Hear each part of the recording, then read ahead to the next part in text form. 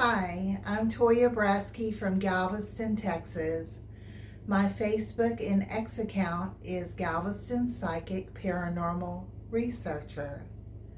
I'm also on Facebook under Toya Brasky. Now, if you're looking at me in this video, you probably have no idea that I'm going through a major health crisis at this time. As I've explained in previous videos, I am going through breast issues and also uterine issues. Now, what brought me to this problem was over 40 years ago in my 20s.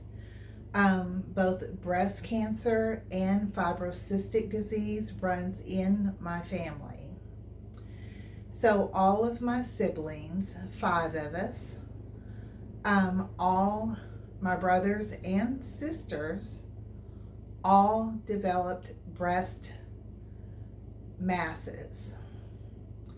Now, most of those were all benign. But my mother developed breast cancer. So breast cancer also runs in our family. So when I was in my 20s, I developed 2 very large fibroids in my right breast.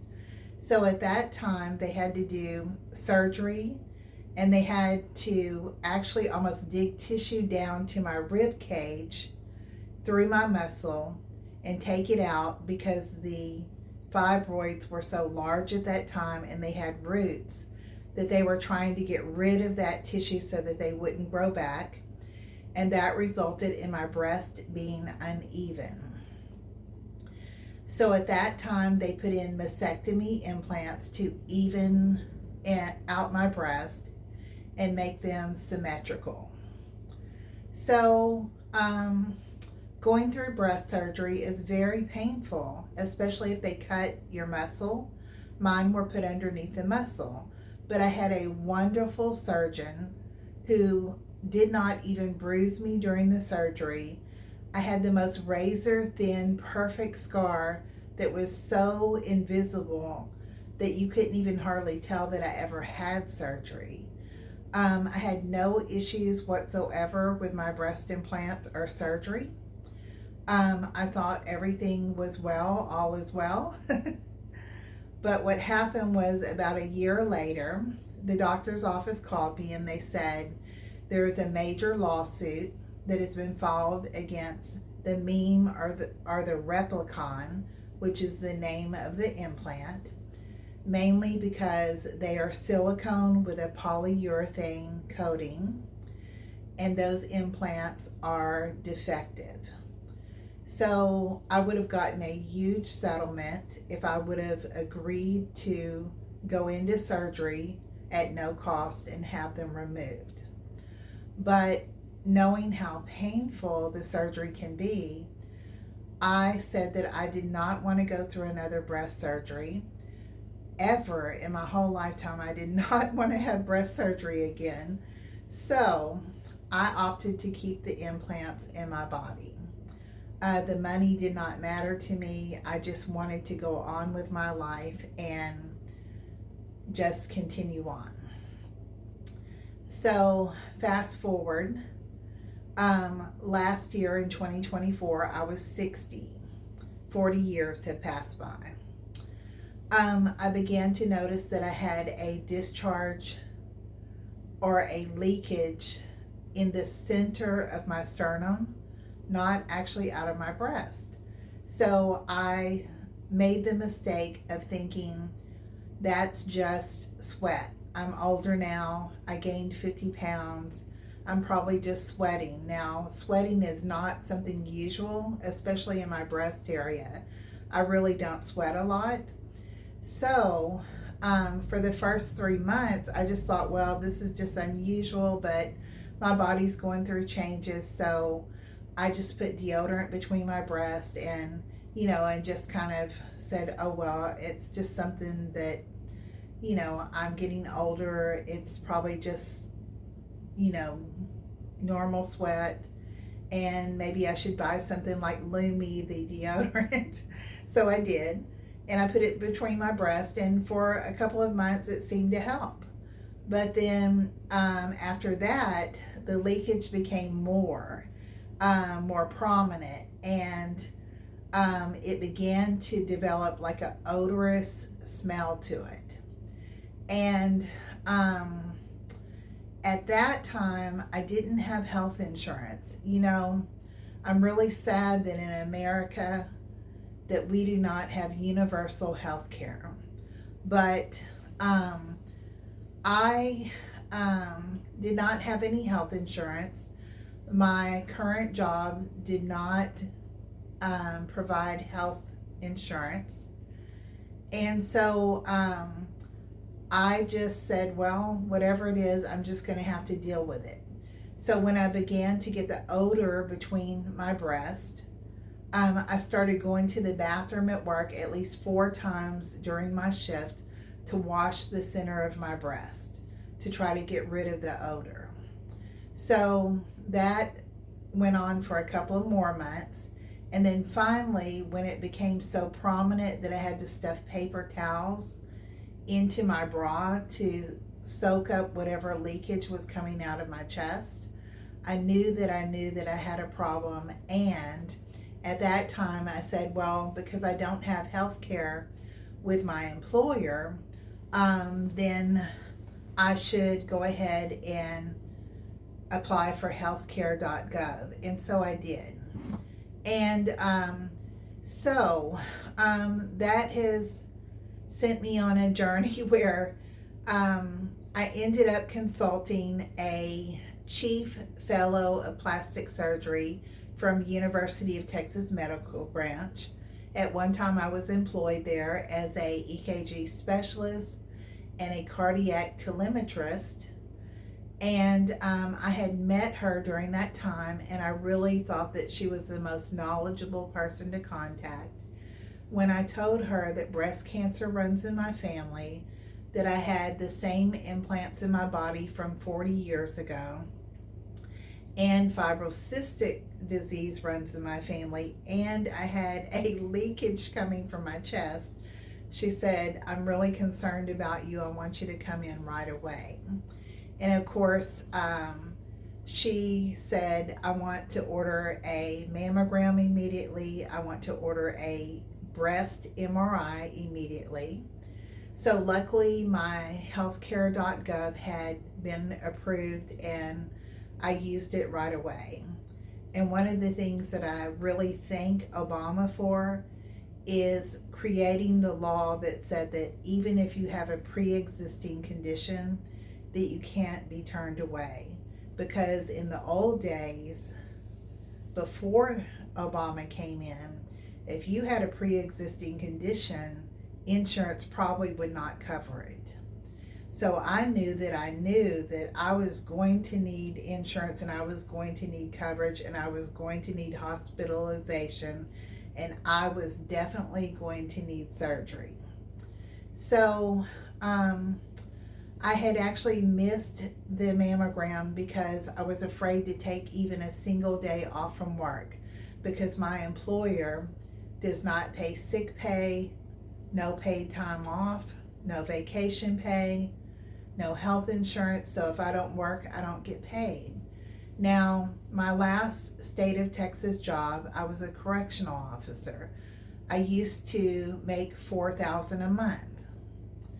Now I only make half of that, about $2,000 a month, working security, because I left the state of Texas as a correctional officer in 2023. So my salary is half of what I used to make. And so, of course, my financial, my whole financial situation has changed. So, I guess the point that I'm trying to make is, when I worked for the state of Texas at three different jobs, I was employed 3 times under state of Texas jobs. Each of those times I had fully paid health insurance. But what I want to tell you is when Obamacare came out, that was before I ever had a state of Texas job. I was on Obamacare. I had Blue Cross Blue Shield of Texas. I never had a premium. I didn't have a deductible. It paid 100% of my health care. It was the best plans they ever had.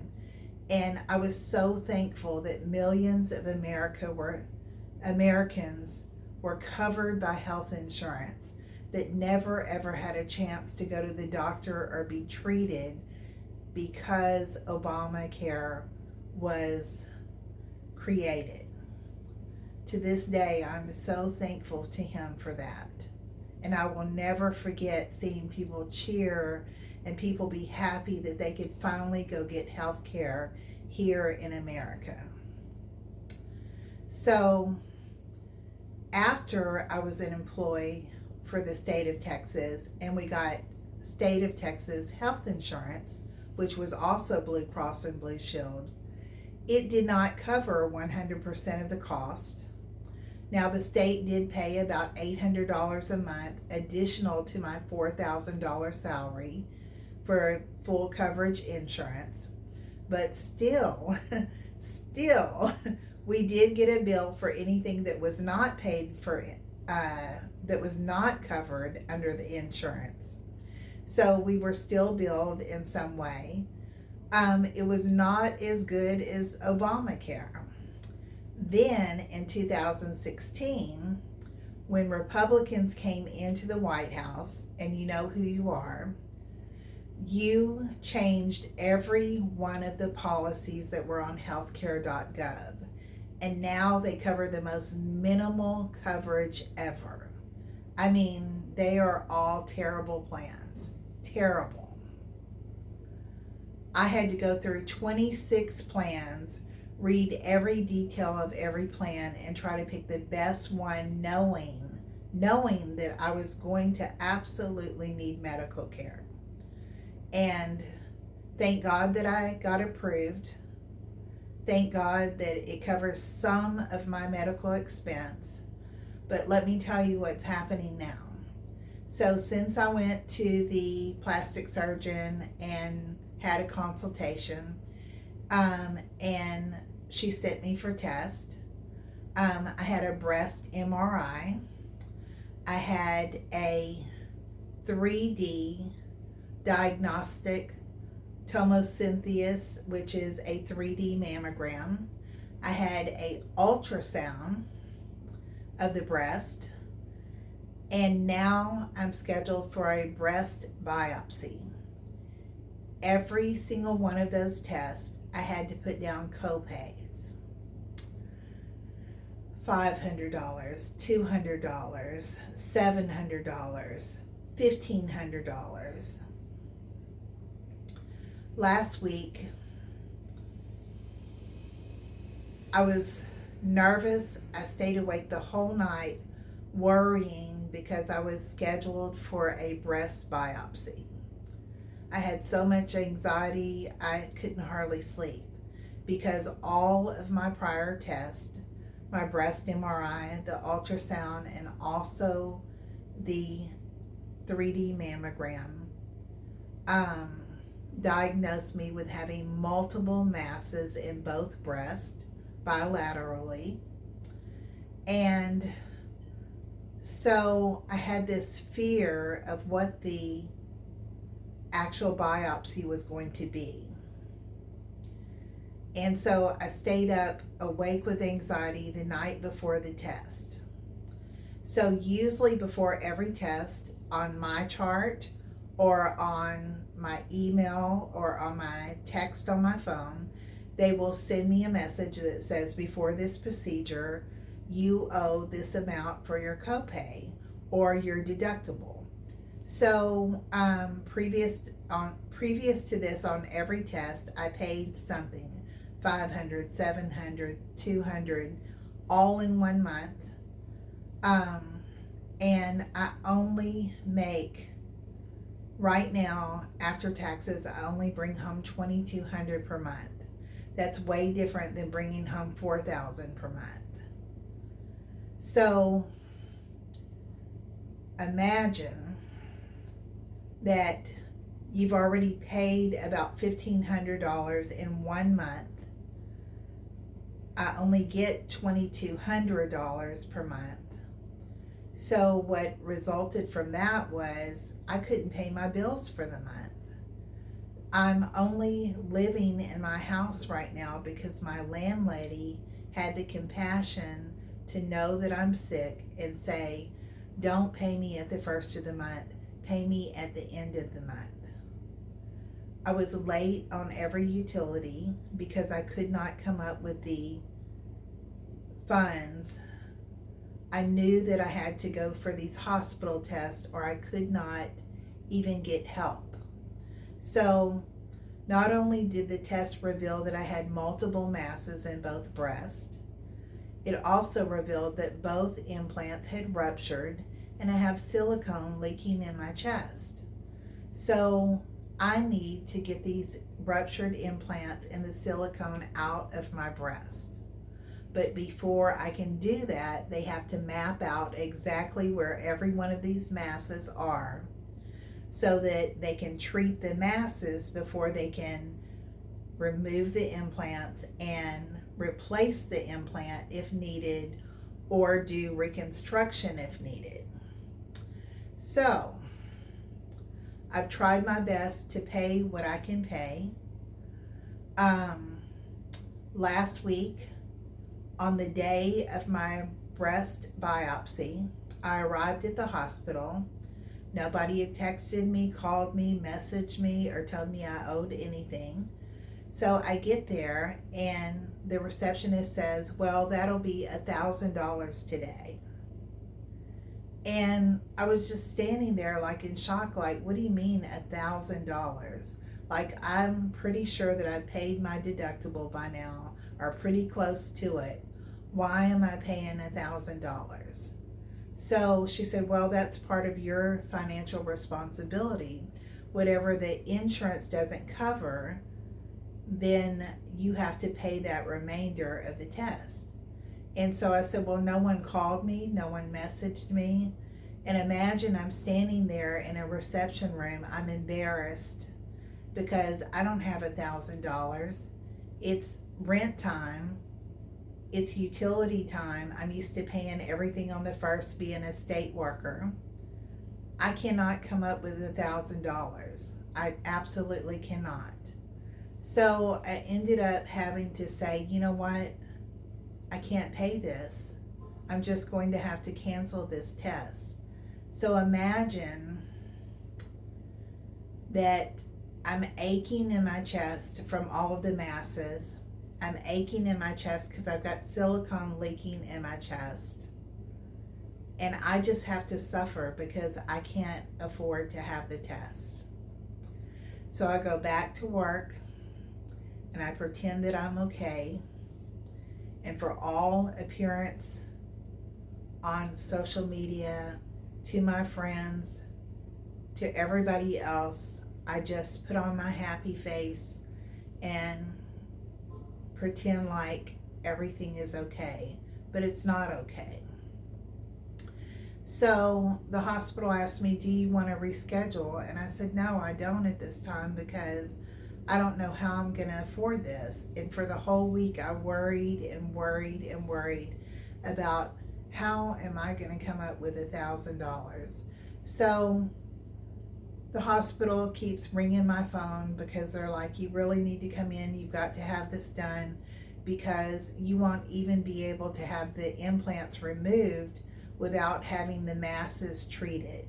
And they can't treat the masses without being guided by ultrasound and a biopsy to mark where each mass is so that if you need those removed, you know, they'll know exactly where the masses are. So I realized that I can't skip this step, that I'm still going to have to pay for this.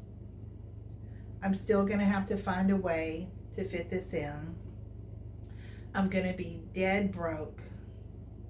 I'm going to be worried about my finances from here on out. So when they called me today, they were like, Miss Braska, you really have to reschedule that. And I said, well, let me tell you something, and let's get something straight right now. First of all, it went from $1,000 to now I have to pay $1,500 because of the estimate of what I would owe, what the insurance wouldn't pay, and the last bit of my deductible. So now it's $1,500 that I owe. Now after that, I won't have any more deductible left. But I was like, $1,500, really? How's a person who's on healthcare.gov who makes $2,200 per month going to be able to come up with $1,500? And I said, you know what? I'm going to tell you something right now. You're either going to have to take $500 and bill me for the rest, or just cancel this appointment completely, because they're making several thousand dollars if they do this biopsy. But they're going to turn me down because I can't pay $1,000? That doesn't even make sense. So I told them, I said, you know what? If you can't accept $500, and I can't even do it now, I cannot even pay you the $500 now. I'm going to have to wait till the end of the month, because I'm so far behind from last month paying for all the hospital bills that this month I can't even get caught up, and I absolutely have to pay my rent. I have to pay my utilities. Those are the necessity things that I have to do to survive and live.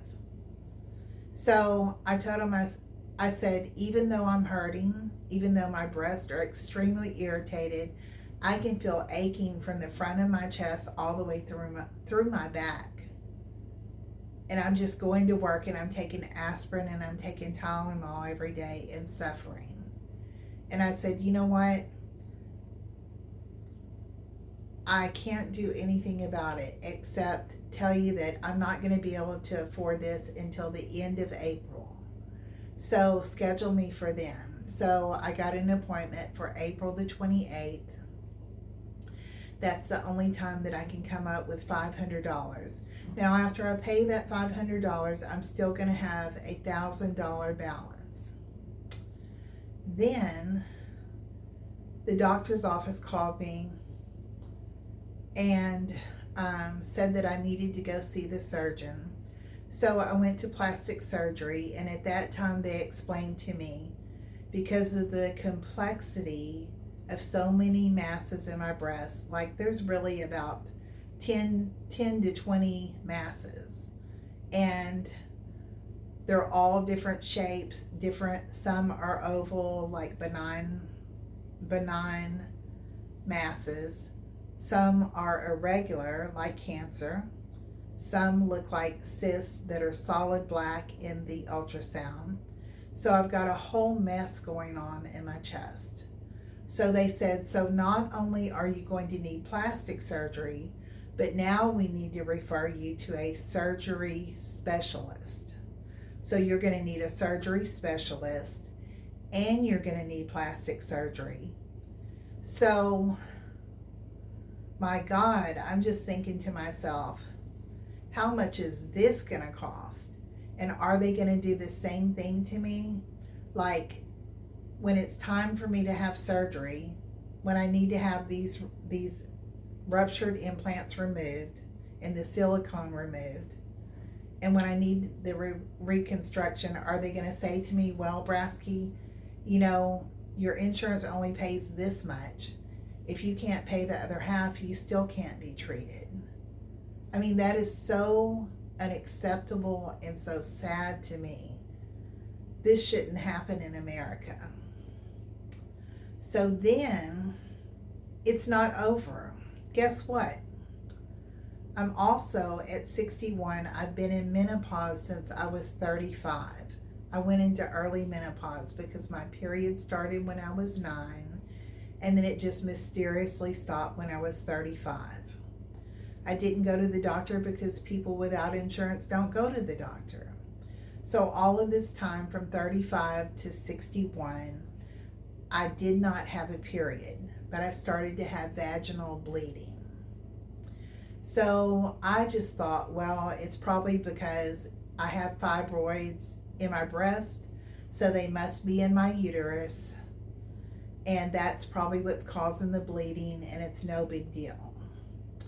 So when I told my surgeon that, she said, well, you really need to go, go to the gynecologist. And I told her at that time, I said, I feel like before I even go to the gynecologist, will you please order an ultrasound of my abdomen and my pelvis, because I feel like there's something wrong. And at first she turned me down and she said, well, that's really a gynecology thing. Nowadays you can't see one doctor. They send you to 10 different doctors.